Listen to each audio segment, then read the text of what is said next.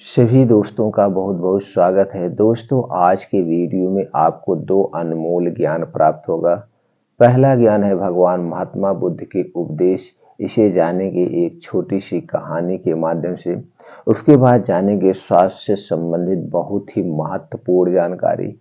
इसलिए सभी मित्रों से विनम्र निवेदन है, मित्रों वीडियो लास्ट तक सुनिएगा।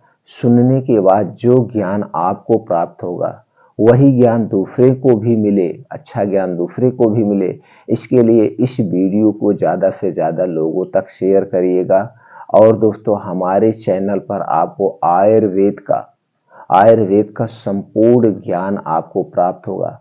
आयुर्वेद की कौन सी दवा किस रोग में काम आती है, कौन सा घरेलू नुस्खा हम अपनाएं अपनी बीमारी को ठीक करने के लिए, ये सारी जानकारी आपको मिलती रहेगी। इसलिए हमें भी अपने फैमिली का सदस्य बनाइए। इसके लिए मित्रों आपको कुछ नहीं करना है, चैनल को सब्सक्राइब करके बेल आइकॉन का बटन ऑन कर दीजिए, जिससे हर एक वीडियो की नोटिफिकेशन आप तक पहुंचती रहे।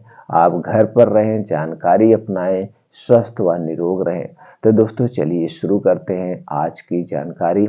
दोस्तों पहले सुनते हैं भगवान महात्मा बुद्ध के अनमोल विचार को। भगवान बुद्ध एक दिन वैशाली में प्रवचन दे रहे थे। विशाल जनसमूह उन्हें अत्यंत शांति और तन्मयता से सुन रहा था। कहीं कोई शोर नहीं था, मात्र बुद्ध की वाणी गूंज रही थी। ऐसा प्रतीत हो रहा था मानो पूरे पूरे आसमान से लेकर पूरे धरती पर शांति ही शांति है, सुख ही सुख है। बुद्ध के शिष्यों के साथ उपस्थित लोग बुद्ध के अमृत वचनों का पान पूर्ण एकाग्रता के साथ कर रहे थे। तभी उस शांत वातावरण में खलल उत्पन्न करती एक व्यक्ति की जोरदार आवाज आई। आज मुझे सभा में बैठने की अनुमति क्यों नहीं दी गई? बुद्ध उस व्यक्ति का चिल्लाना सुनकर भी मौन रहे। उस व्यक्ति ने पुनः चिल्लाकर यही प्रश्न पूछा। बुद्ध ने नेत्र बंद कर लिए। उनका एक शिष्य बोल उठा, भगवान, बाहर खड़े अपने इस शिष्य को अंदर आने की अनुमति दीजिए। बुद्ध ने नेत्र खोलकर कहा, नहीं, यह अस्पृश्य है। शिष्यगण बुद्ध के मुंह से अस्पृश्य शब्द सुनकर विस्मित हुए और उन्होंने पूछा, वह अस्पृश्य क्यों, कैसे भगवान? आपके धर्म में तो जात पात का भेद ही नहीं है। बुद्ध बोले, आज यह क्रोध में आया है। क्रोध से जीवन की एकाग्रता भंग होती है। क्रोधी मानसिक हिंसा करता है। किसी भी कारण से क्रोध करने वाला अस्पृश्य है। उसे कुछ देर तक स्मरण कर लेना चाहिए कि अहिंसा परम धर्म है। कथा का उपदेश यह है कि क्रोध एक असात्विक भाव है जो कर्ता और भोक्ता दोनों के लिए हानिकारक होता है। अतः इससे बचते हुए शांत से विचारने पर व कार्य करने की प्रवृत्ति अपनानी चाहिए। शांत मन और मस्तिष्क ही विवेकपूर्ण निर्णय लेने में सक्षम होते हैं। दोस्तों, कहानी छोटी सी है, लेकिन इसमें जो छुपा हुआ उपदेश है वो बहुत बड़ा है। तो दोस्तों, इसके अंदर छुए उपदेश को अपने अंदर उतारिए तो आपको बड़ा आनंद आएगा। आपका जीवन हमेशा खुशियों से भरा रहेगा। दोस्तों, कुछ भी हो जाए, किसी भी कीमत पर हमें कभी गुस्सा नहीं करना चाहिए। हमें हमेशा शांत मन से विचार करना चाहिए, फिर उस पर रिएक्शन करना चाहिए। कोई जरूरी नहीं है कोई हमें कोई जवाब दे रहा है उसका हम तुरंत आंसर दे दें, कोई हम उसका जवाब दे दें।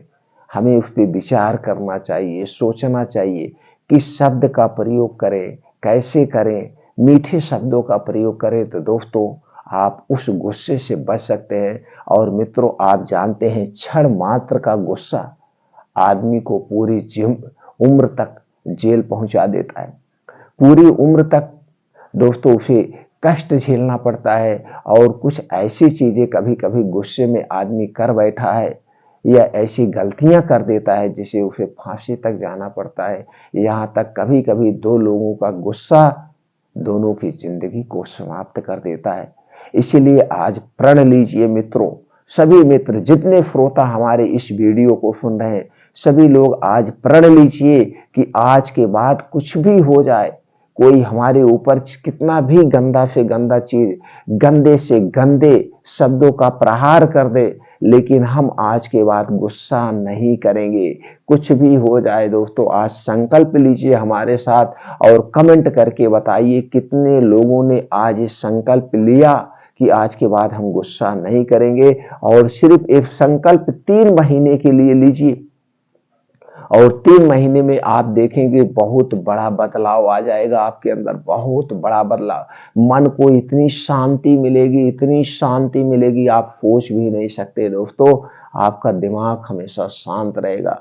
तो मित्रों, कितने लोग आज से संकल्प ले रहे हैं हमें कमेंट सेक्शन में बताइए। और मैं 3 महीने बाद फिर पूछूंगा कितने मित्र ने संकल्प लिया था। मैं देखना चाहता हूं कितने मित्र हमसे जुड़ रहे हैं और इस संकल्प ले रहे हैं और कितने से कितने लोगों को सुधारा जा सके।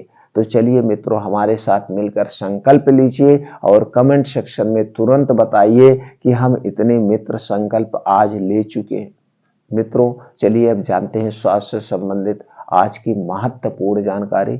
आज जो आप लोगों के सामने स्वास्थ्य से संबंधित जानकारी शेयर करने वाले हैं दोस्तों, 6 ऐसे चीजों के बारे में बात करेंगे जो शुगर पेशेंट के लिए अमृत के समान है और जिसको शुगर नहीं हुई है उसके लिए भी अमृत के समान है।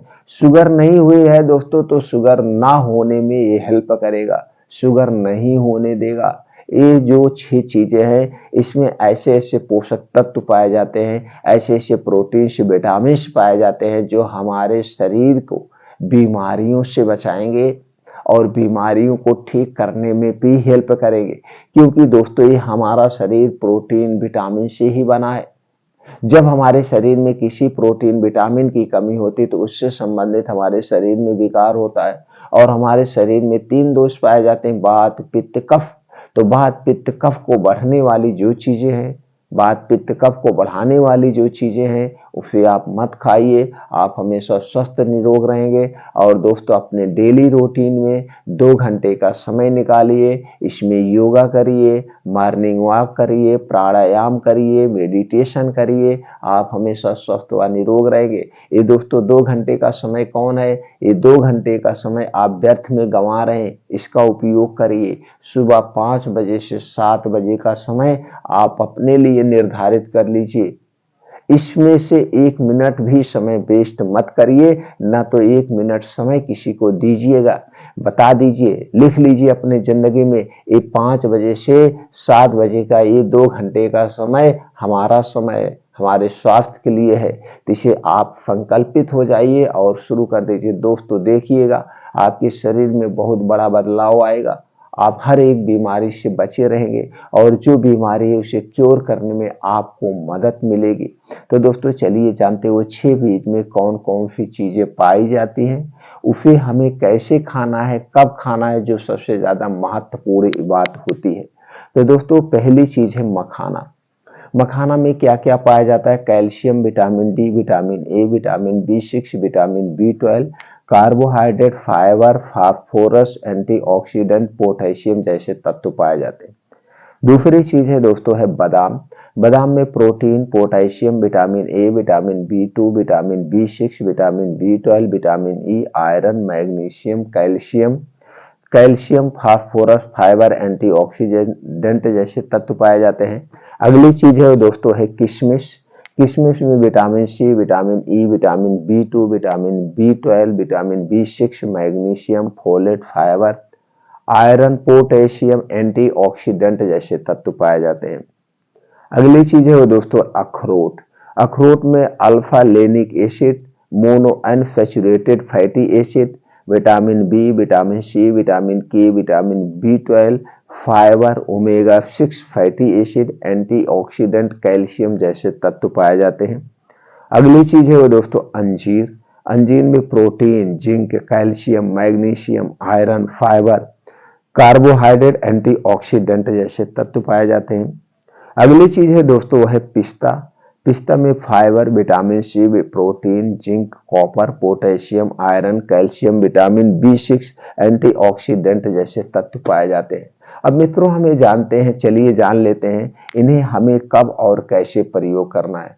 प्रयोग करने के लिए दोस्तों आपको लेना है अखरोट 3 से 4 पीस, मखाना 10 से 15 ग्राम, बादाम 7 से 8 पीस, किशमिश 10 से 15 ग्राम या 20 ग्राम तक ले सकते हैं, पिस्ता 15 से 20 ग्राम, अंजीर 2 से 3 पीस। ये सारी चीजें लेने के बाद इसे अच्छी तरह से आपको धुल देना है। इसे धुलने के बाद दोस्तों कोई मिट्टी का बर्तन लेना है, उसी मिट्टी के बर्तन में इसे आपको भिगो देना है रात को।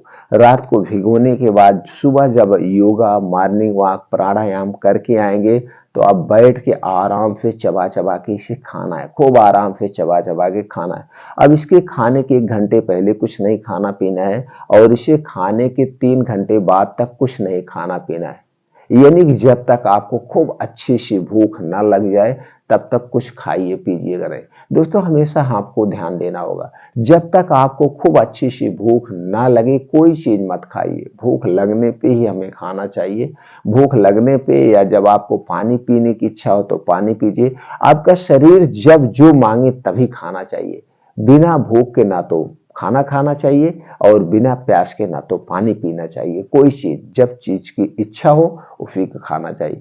तो दोस्तों ये 6 बीज को आप अपने डेली रूटीन में शामिल कर सकते हैं। जब भी खाइएगा लगातार 3 महीने खाइएगा तो पूर्ण रूप से आराम मिलता है, पूर्ण रूप से उसका फायदा मिलता है। 3 महीने खाने के बाद 1 महीने 2 महीने कोई और बीन्स खाइएगा, 1-2 महीने कोई और चीज खा लीजिएगा, फिर आपको 3 महीने लेना, मतलब 3 महीने का स्टेप लेना है, बीच में 1-2 महीने का स्किप कर देना है, 1-2 महीने बंद कर देना है, उसके बाद फिर कंटिन्यू करना है। तो दोस्तों इस तरह से ये चीजें अपना करके अपने शरीर को स्वस्थ निरोग भी बना सकते हैं, हेल्थी भी बना सकते हैं और बीमारियों से भी बचा सकते हैं। इसका कोई साइड इफेक्ट नहीं है दोस्तों। और ये जो हमने मात्रा बताया, इस मात्रा को आप अपने शरीर के हिसाब से, अपने किसी हिसाब से आप मेहनत कर रहे हैं, मात्रा को घटा बढ़ा भी सकते हैं। और दोस्तों जैसे हमने हर वीडियो में कहा है, अपने शरीर को स्वस्थ निरोग रखना आपके हाथ में है। तो दोस्तों इसलिए 5 बजे से 7 बजे का समय कभी मिस मत करिएगा। इसमें योगा, प्राणायाम, मेडिटेशन करिएगा और अपने शरीर में जो वात, पित्त, कफ है इसका आपको जानकारी रखना जरूरी है, बढ़ने मत दीजिएगा। इससे संबंधित बहुत सारी वीडियो पड़ी है, चैनल पर आप देख सकते हैं।